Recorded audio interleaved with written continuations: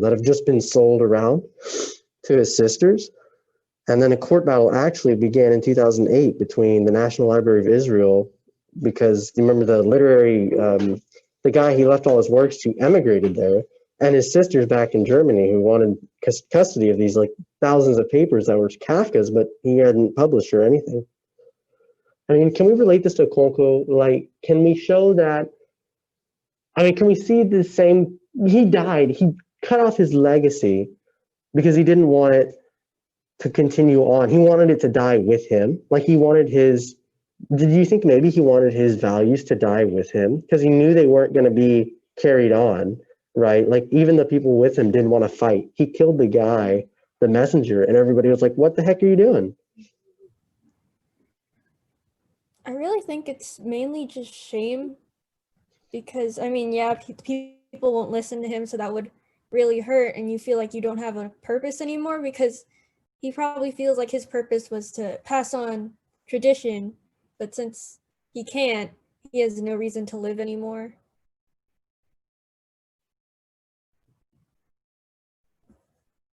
Right. I mean, because I'm pretty sure I haven't read these next couple of books in the series, but his tradition's gone. Like he has no more tradition. Right. Yeah, like this tradition's been trampled. Which is pretty reflective. Because we've never heard of any of those stories before or anything like it. We probably don't know anything about African culture unless you're Bella, because you know, but his culture is kind of dying with him, huh? Okay, well, that'll bring us to our last talking point of this book club, most likely, and that'll be tracking your thinking number 2, because I think that's a good segue. What lessons does the story of Okonkwo have to offer, right? And how does this novel convey those lessons? Like, why did the author write this about Okonkwo? What's the point, right? Obviously, Mrs. Garcia signed it for a reason. So what lessons can we get from Okonkwo that we can apply now?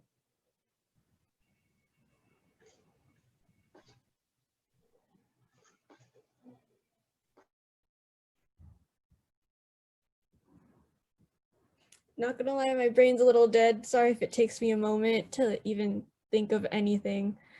But what's the main point of his story, I guess, would be a good place to start, since that would be probably the lesson they were going for.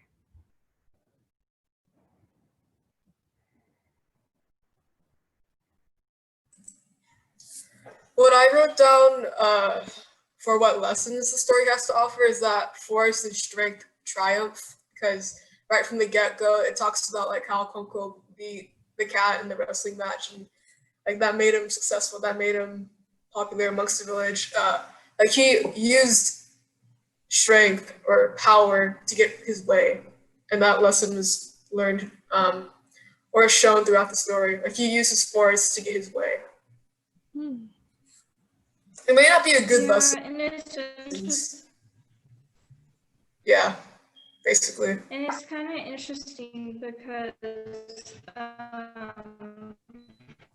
in like the back of the book, it says that the author conveys the tragic loss of that world while broadening our understanding of our contemporary realities. So I think he was also, because I think this book was published in the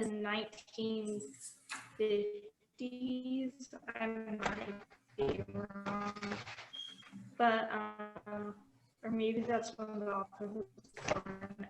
I can't remember, but I think maybe he's trying to show like this is what will happen when we become too power hungry as well.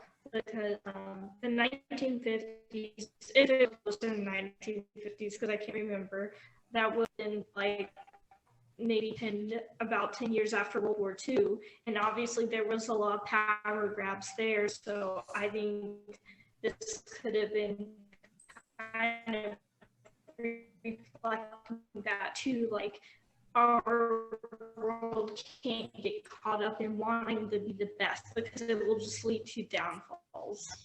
Yeah, It was yeah, written in 1958. So yeah. I understand that. I was thinking. Oh shoot.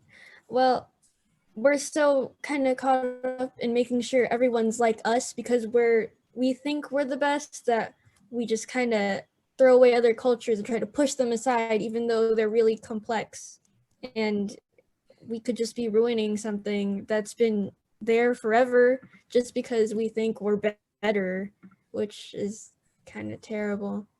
And which that would also tie into the time period because I'm pretty sure it was the Renaissance, Harlem Renaissance, which is the celebration of Black culture. Renaissance was the 1920s. Sorry, what? Was it the wrong time? Harlem Renaissance was the 1920s. My bad. Yes. I remember looking something up and then seeing Harlem Renaissance, and I haven't This been. definitely was written in 1960. Yeah. Never mind. Well, I thought that's when it was written, so just kidding. But is imperialism going on? I don't know time at all. No. No? I think just the author plops us again in Okonkwo's shoes, throwing us into a foreign culture that we will grow accustomed to over time. In order to show the complexities in a culture that we might find like, I wouldn't say unstable, but like lesser on the outside. Guys, Nigeria gained independence in 1960.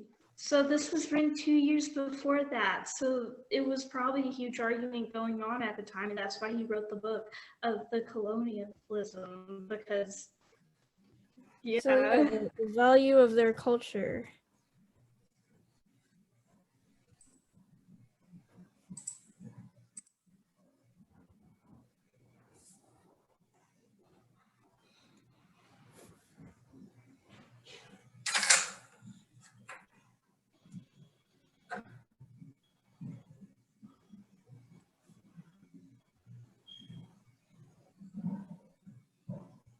Okay.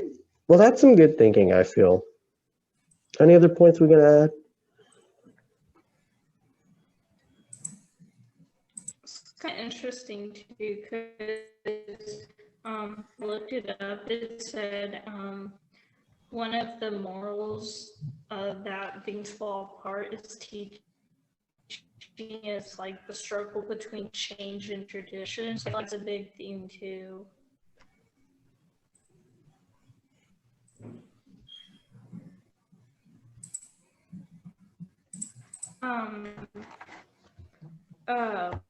I looked it up, and one of the morals of things fall apart is change and tradition. So I feel like that's a big thing too, whether we should just go ahead with change or hold on to traditions, kind of like Okonkwo was trying to do. Right. He was really rooted in the Igbo ways, right? That was his lifeblood. And now, unfortunately, the people of this village have to adapt if they want to survive, right? Even though they're adapting to another culture, they're still part of the Igbo culture. They just have to integrate into this other culture in order to just survive. And Okonkwo just couldn't do that. Yeah, and it's interesting because I like back to relaying authors to characters. When I just researched about the author of Things Fall Apart, I found out that he was half Igbo, and but the other side of his family was Christian. So I bet he was dealing with that inner conflict as a kid, is because I kind of know how that feels because I'm like half white and half black. So I feel like this story was also that inner conflict of should he follow his traditions or should he go with his religion? That's good. I like that. Sorry, I couldn't hear that the first time, but the second time I definitely understood. Yes, I agree.